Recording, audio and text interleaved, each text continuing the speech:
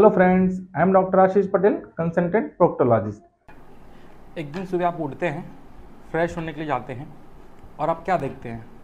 Fresh होते time आपको bleeding हो रही है या फिर मोशन की जगह में कुछ सूजन आ गया है।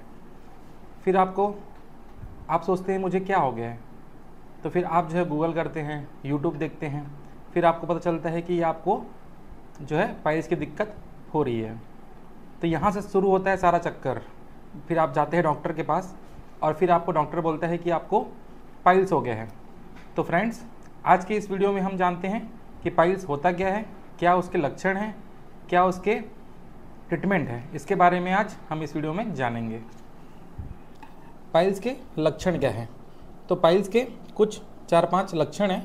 सबसे पहला लक्षण तो ये होता है कि जब पेशेंट मोशन करने जाता है तो उस टाइम पे कुछ सूजन आता है या फिर पेशेंट को लगता है कि वहाँ पर कुछ मांस के समान बाहर आ रहा है, और ये कभी कभी मोशन के बाद खुद ही अंदर चले जाता है। कभी इसे उंगली से अंदर करना पड़ता है और कभी कभी ये अंदर जाता नहीं है। साथ में इसके कभी कभी पेशेंट को मोशन के टाइम में ब्लीडिंग होता है। ब्लीडिंग कैसे होता है? ब्लीडिंग जो है फुहारे के समान होता है, बूंद बूंद टपकते रहता है। कई बार पेशेंट को पेन भी होता है, दर्द का भी अनुभव होता है। तो ये जो लक्षण है ये पाइल्स के लक्षण हैं, जो कि पाइल्स के पेशेंट को ये बहुत कॉमनली देखने को मिल जाता है। ये पाइल्स होता क्यों है? पाइल्स होने के रीज़न जो है बहुत ही कॉमन रीज़न जो है कॉन्स्टिपेशन है। जब पेशेंट को हार्ड स्टूल होती है या पेशेंट को मोशन बाउल जो होता है वो बराबर अगर रेगुलर नहीं हो रहा है और पेशेंट बहुत ज़्यादा प्रेशर के साथ अगर मोशन कर दे रहा है, तो जो नस होती है, जो मैंने पहले बताया, जो नसों का सूजन है, उसमें जब ज़्यादा प्रेशर पड़ता है, एक्स्ट्रा प्रेशर जब पड़ना शुरू हो जाता है, तो वो जो है नस जो है फूल करके बाहर आना शुरू हो जाता है और पाइल्स की शुरुआत हो जाती है। बट जो हार्ड स्टूल है या कॉन्स्टिपेशन है, इसके बहुत सारे रीज़न हो सकते हैं। पेशेंट के खान पान, लाइफ स्टाइल, तनाव हो जाना, ठीक से नींद नहीं आना, मेडिसिन के साइड इफ़ेक्ट्स, प्रेगनेंसी के टाइम पे, ऐसे बहुत सारे रीज़न हैं जिसके कारण पेशेंट को कॉन्स्टिपेशन हो जाता है, ये लूज मोशन होता है। फिर धीरे धीरे ये जो है पाइल्स में कन्वर्ट हो जाता है। कई बार पेशेंट जब जिम जाते हैं और एक्स्ट्रा जो है एफर्ट पुट करते हैं जिम पे, ज़्यादा प्रोटीन डाइट लेते हैं, फाइबर डाइट नहीं लेते हैं, खाने पीने में जो है नॉनवेज, ड्रिंक, एल्कोहल, स्मोकिंग, जब ये सब चीज़ ज़्यादा लेते हैं और फाइबर डाइट नहीं लेते हैं, तो ऐसे समय पे पेशेंट को कॉन्स्टिपेशन डेवलप हो जाता है और यही कॉन्स्टिपेशन बाद में जा करके जो है पेशेंट को पाइल्स की दिक्कत स्टार्ट कर देता है। तो ये पाइल्स कितने प्रकार के हो सकते हैं?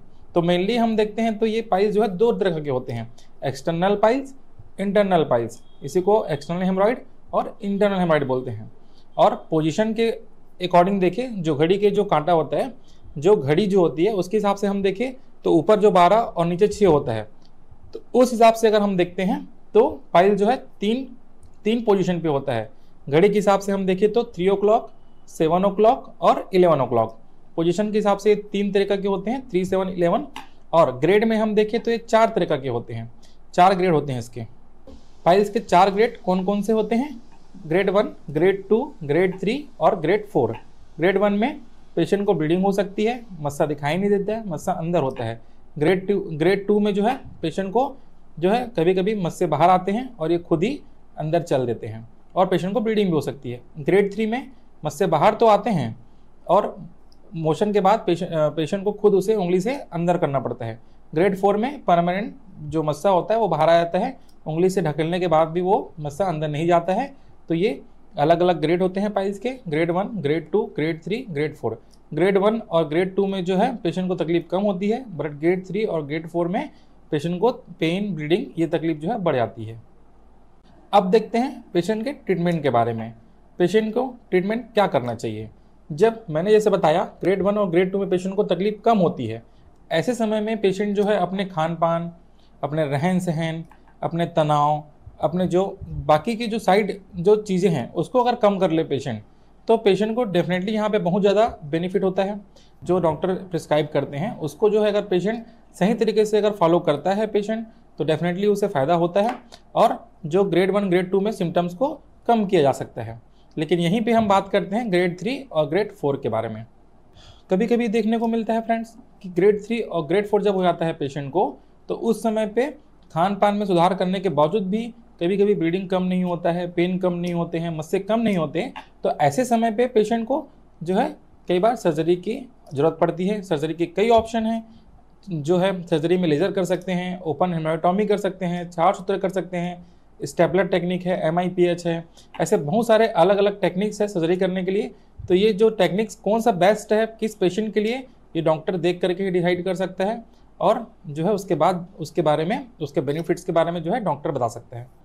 तो अगर ग्रेड 3 और ग्रेड 4 वाले सिम्टम्स अगर आने लग गए हैं और पेन और ब्लीडिंग बहुत ज़्यादा हो रही है, तो अगर डॉक्टर के पास आप जाते हैं और डॉक्टर सलाह दे ऑपरेशन के लिए, तो डेफिनेटली मेरा भी एडवाइस यही होगा कि सर्जरी की तरफ जाना चाहिए। दूसरा सबसे इम्पॉर्टेंट चीज़ है, लोग पूछते हैं कि पाइल्स के ऑपरेशन से हम कैसे बचें या हम पाइल से कैसे बच सकते हैं। तो मेरा एक ही एडवाइस है सारे पेशेंट से कि जितने भी पेशेंट जिनको पाइल्स, फिशर या फिस्चुला व्हाटएवर जो मोशन संबंधित जो दिक्कतें हैं, उसको जो प्रॉब्लम जिसका मेन जो रीज़न है वो है खान पान, रहन सहन, पेशेंट का जो लाइफ स्टाइल है, वही सबसे इम्पॉर्टेंट होता है इन जो बीमारियों को स्टार्ट होने में।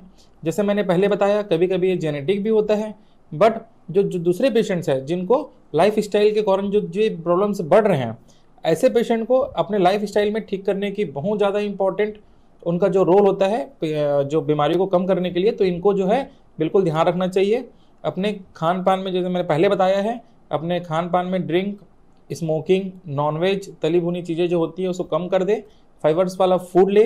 ये जितना ज़्यादा अपने खान पान में ऐड करेंगे, पानी ठीक से पिए, और ये सब चीज़ें अगर आप ठीक से लेते हो तो डेफिनेटली जो स्टार्टिंग में ही इसे कम कर सकते हैं, ये सब चीज़ से बच सकते हैं। लॉन्ग टाइम सिटिंग अवॉइड करना चाहिए। अक्सर देखने को मिलता है जो लॉन्ग टाइम सिटिंग करते हैं, जिनका जॉब ज़्यादा होता है, बैंकर्स हो गए या फिर जिनको IT सेक्टर वाले होते हैं जो ज़्यादा देर तक सिटिंग करते हैं, ऐसे पेशेंट को ज़्यादा दिक्कतें होती हैं ये पाइल्स और फिशर की। तो उस चीज़ से बचाव करना चाहिए, ये बहुत अच्छा होता है। Thank you so much.